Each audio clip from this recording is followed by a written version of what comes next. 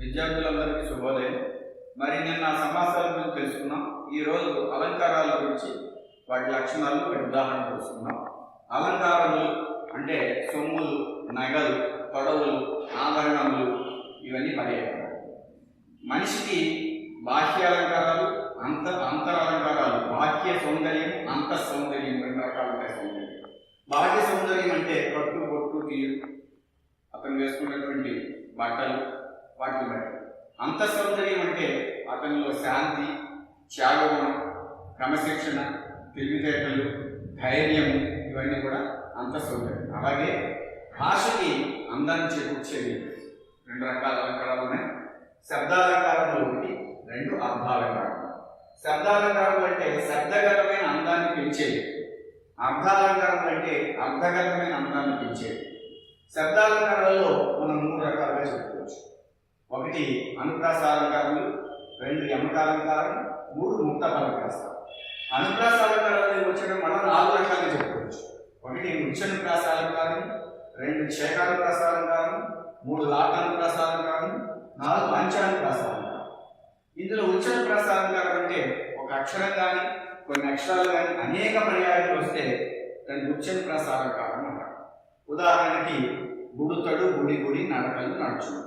బుడుతడు, గుడి గుడి, నడకలు, నడుచుడు. అందులో బా, డా అనే అక్షరాలు ఎక్కువసార్లు వచ్చాయి కాబట్టి అది ఉచ్చనుప్రాస. అలాగే ఇంకొక ఉదాహరణ చెప్పుకోవచ్చు తెలిస్తే కాకీక, కాకికి కాక, కేకిక.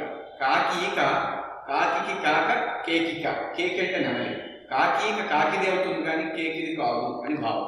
ఇందులో కా అనే అక్షరం అనేక పర్యాయాలు వచ్చింది కాబట్టి ఉచ్చనుప్రాస. శాకానుప్రాస అలంకారానికి వస్తే రెండేసి హల్లులు జంట జంటగా వెంట వెంటనే అర్ధభేదంతో వస్తే దాన్ని శాకానుప్రాస. నందనందన నీకు వందనం. నందనంద రెండేసి అక్షరాలు మళ్ళీ వచ్చి నందుని యొక్క నందనుడు, కుమారుడు అని అర్థం. కాబట్టి ఇక్కడ శాకానుప్రాస. అలాగే లాటానుప్రాస అలంకారం అంటే ఒక పదం అర్ధభేదం లేకుండా కేవలం తాత్పర్య భేదంతో వెంట వెంటనే వస్తే దాన్ని లాటానుప్రాస. ఉదాహరణకి కమలాక్షు నర్చించు కరములు కరములు, శ్రీనామం వర్ణించు జిహ్వ జిహ్వ. కమలాక్షు నర్చించు కరములు కరములు,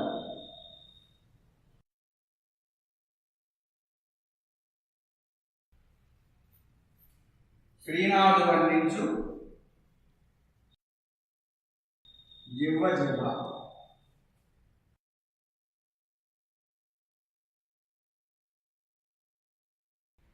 ఇక్కడ కరములు, జిహ్వ అనే పదాలు వెంట వెంటనే అర్థభేదం లేకుండా కేవలం తాత్పర్య భేదంతో వచ్చాయి కాబట్టి ఇది లాటానుప్రాస.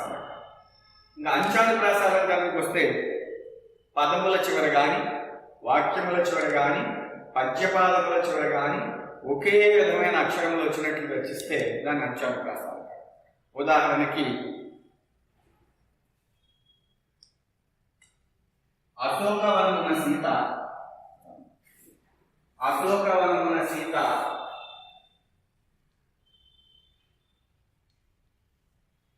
విలపించెను శోకము చేత.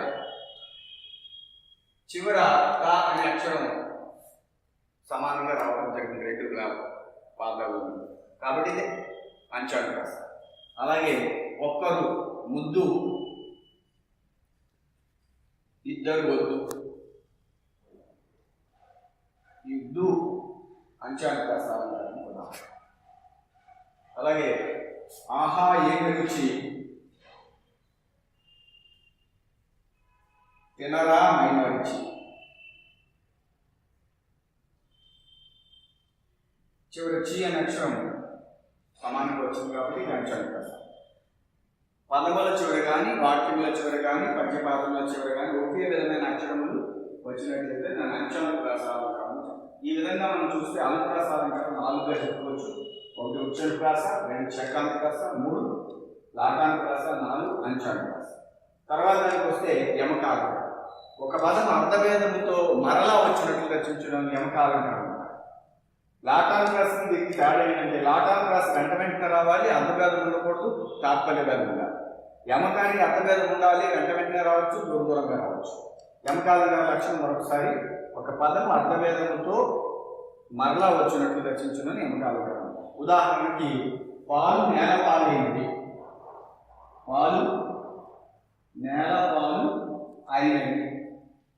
ఇందులో పాలు పాలు పదం 2 సార్లు వచ్చింది, కానీ ఇక్కడ అర్థం లేదు, ఇక్కడ అర్థం లేదు. పాలు నేల పాలు అయినవి, ఇది యమకాలంకారం. అలాగే మానవ నీవి చెడ్డ పనులు మానవ.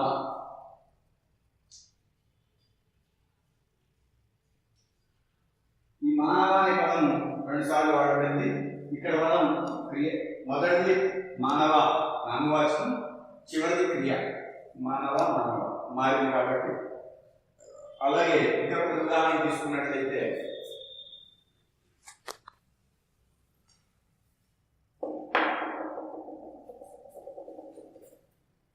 కోయిల పాడుకోయిల,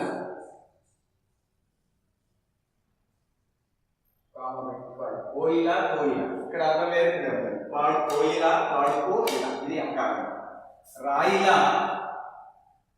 కూర్చుంటావే, రా ఇలా రాయిల రాయిల, ఇక్కడ అర్థం మారిపోయింది, ఇది యమకారం. అలాగే గంగ వేగంగా ప్రవహిస్తోంది,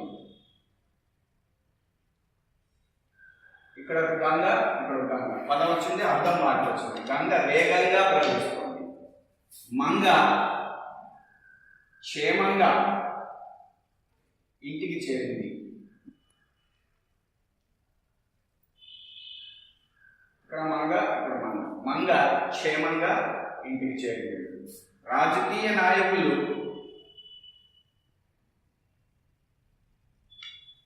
ఎన్నికలలో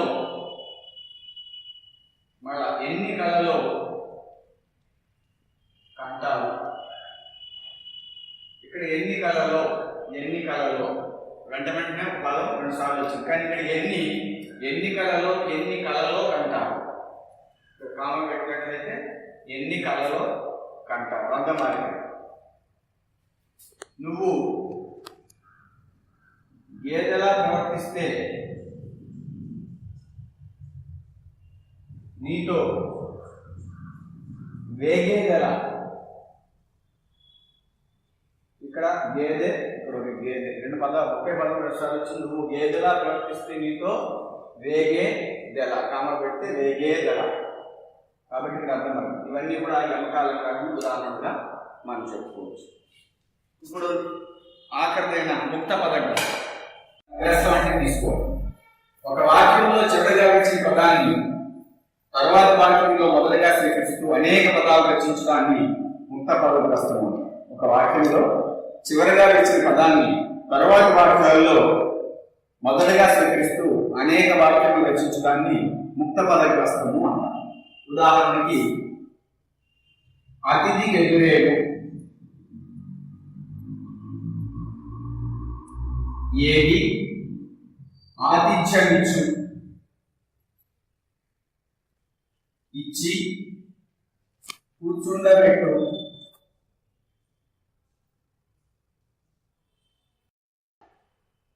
పెట్టి ఇష్టాంగ సంతృప్తుల చేయు,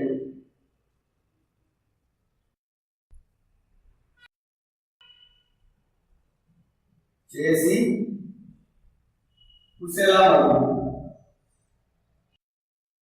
ఇందులో అతిథికి ఎదురేగు చివరి పదం ఏగు, మళ్ళీ ఏగి ఆతిథ్యం ఇచ్చు, చివరి పదం ఇచ్చు, ఇచ్చు మళ్ళా 3వ లేదా మొదలు తీసుకున్నాం. ఇచ్చి కూర్చుండబెట్టు, పెట్టి ఇష్టాంగ సంతృప్తుల చేయు, చేసి కుశలమడు. ఇది ముక్త పదగ్రస్తం. ముక్తం అంటే విచ్చిపెట్టిన, పదం అంటే పదము, గ్రస్తం అంటే తీసుకోవడం. మొదటి వాక్యంలో చివరిచ్చిన పదము, తర్వాత వాక్యంలో మొదలుగా స్వీకరిస్తూ అనేక వాక్యాలు రచించడాన్ని ముక్త పదగ్రస్తం అంటారు. ఈ విధంగా అలంకారాల్లో మొదలైన శబ్దాలంకారాల్లో మనం 3 స్థూలమైన భాగాలు తీసుకున్నాం. మొదటి దాన్ని అనుప్రాస అలంకారాల్లో 4 భాగాలు తీసుకున్నాం. ఉచ్చనుప్రాస, చక్రానుప్రాస, లవతానుప్రాస, అంశనుప్రాస, ఏమకము, ముక్త పదగ్రస్తం. ఇవి శబ్దాలంకారాలకు సంబంధించి. విద్యార్థులను మనందరూ ప్రధాన శబ్దాలంకారాలను తెలుసుకున్నాం. మన వచ్చే భాగంలో అర్థాలంకారాలు వాటి వివరాలు తెలుసుకున్నాం.